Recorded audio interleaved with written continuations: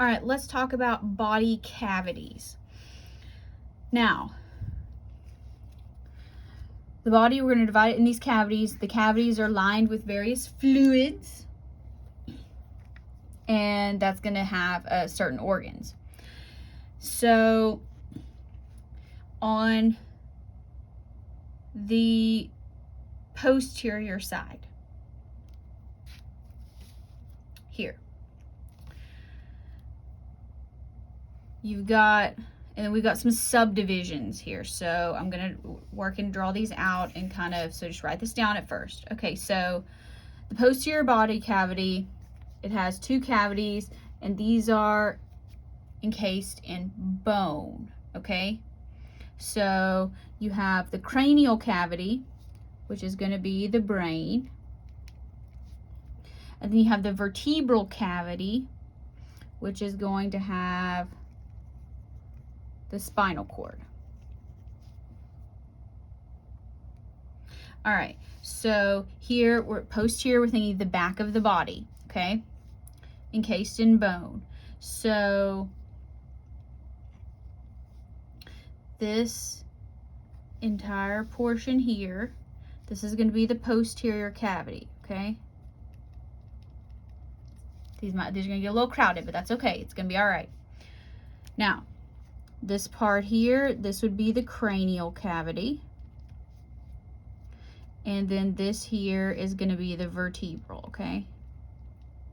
Now note, all these are encased in bone. Brain, spinal cord, very well protected in bone. Now, the ventral body cavity. This is where things get a little bit more divided, but that's okay. We have two main cavities, and each of them are going to have some subdivisions. Now, these are not encased in bone. They have serous membranes, so they're continuous layers of cells. So they're going to be filled with fluid, but so rather than being encased in hard bone, they've got this like serous membrane that is going to, you know, kind of allow it to be more free flowing. And think about, you know, in the front of your body, like you want to be able to like move, like if you eat a big breakfast or lunch, you know, you want to be able, like your stomach needs to be able to move out. Okay, so first one, we have the thoracic cavity. So I'm going to, here we're going to look at it in two places. All right, so the thoracic cavity, the ventral body cavity is separated by the diaphragm. So here's the diaphragm. So here, this would be the thoracic cavity. And this is also the thoracic cavity here. Because this here, this would be the diaphragm. This dome here, this is the diaphragm. So it divides thoracic cavity into the abdominopelvic cavity. All right, so this here, this would be your abdominopelvic cavity. Now, so here we are, we're on the belly side. So this would be the ventral cavity. Now,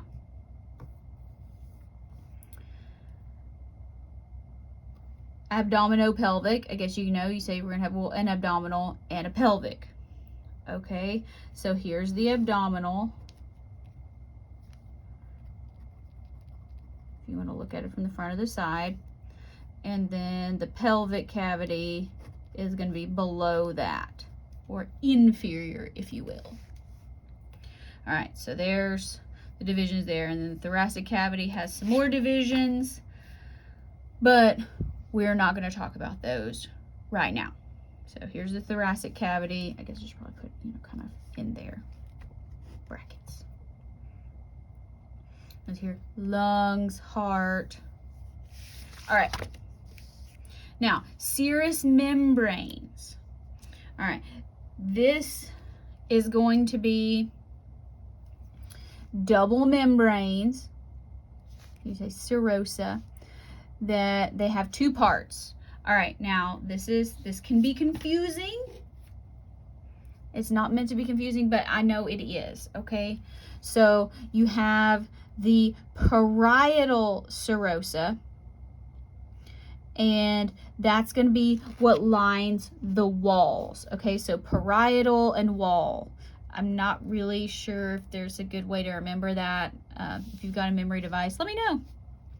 Next, you have, so what happens is you have this part out here. This is going to be your parietal. It's all along the edge of this cavity, okay? Particularly here on the lungs, okay? So this is going to be your visceral serosa. Make sure I said that right. And then, so once it kind of gets to the edge or whatever, it's actually going to double back on itself. Now the layer that actually is touching the organ is called the Parietal Serosa. Okay, just some people prefer visual. So it's what actually touches the organ. So visceral is the organ. Parietal is not the organ. It's the layer that's touching the cavity. Now, but between these two membranes, there is some fluid. So see, there's an empty space here, so there's going to be some fluid. That'd be serous fluid. And what that does is it helps to reduce some friction. Now, there are some organs in the cavities. The pericardium. Cardium sounds like what? Heart. So the pericardium covers the heart. And visceral and parietal there. Pleura, that's what I was drawing on the other one. That's going to be the lungs. And then you have the peritoneum, and that's what is along the entire abdominopelvic cavity. So it's a very, it's not really an anchoring portion, but all of these internal organs, let's kind of look at this, are encased in their own membrane. So they have something that's going to kind of have them touching the wall, and then they've got something like that's covering each one of those organs. All right, now we talked about some directions. Now let's talk about quadrants. All right, so these I think are easiest. 4 quadrants, 1, 2, 3, and 4. Except not really. All right, so first thing we need to do is we're going to label right and left. Remember, this is the patient's right and left. So this is the patient's right, this is the patient's left. And then this line is going to divide things into upper and lower. So here we'll say this is right, left, upper, lower. So I'm going to do these according to abbreviations. All right, match them up. It's like a Punnett square. This is be the right upper quadrant, the left upper quadrant, the right lower quadrant, and the left lower quadrant. So right or left comes first, then upper or lower, Q for quadrant. All right, those are pretty easy. We like those. Now,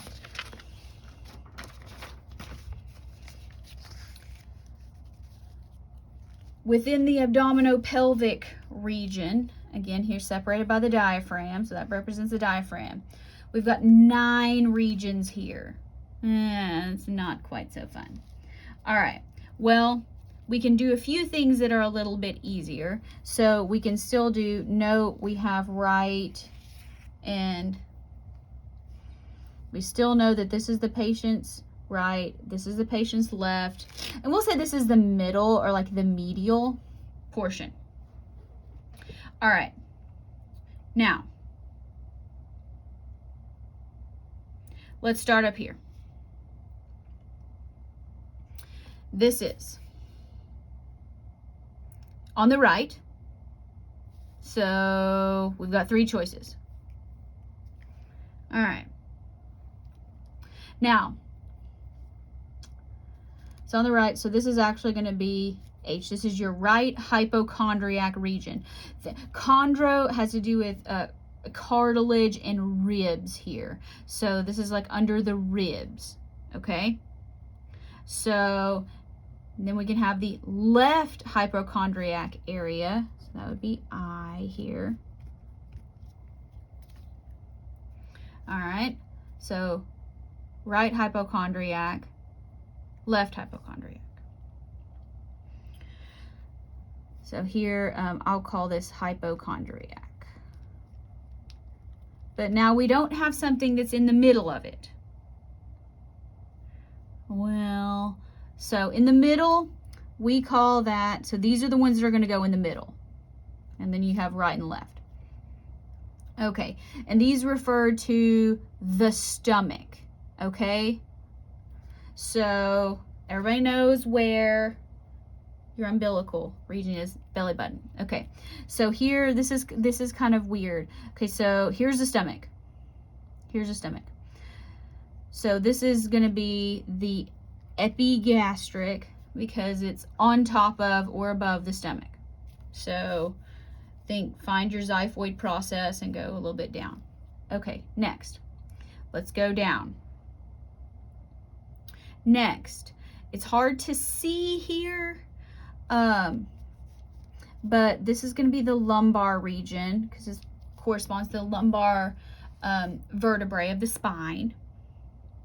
So here on the right, we have the right lumbar region, and then we're going to have the left lumbar region, right in epigastric. Now, right here in the lumbar region of our spine, this is where it kind of is going to get a little bit tricky because most of us are going to say, well, that's my belly button. It's actually not. This is directly below the stomach. This is going to be the hypo, meaning under the stomach, hypogastric region, under the stomach. And then that leaves this region here to be the iliac region. So here, that has to do with the iliac and the hips down in here. So here we're down in the hips. All right, so we have the right iliac area. That's going to be this one. And then we have the left iliac area.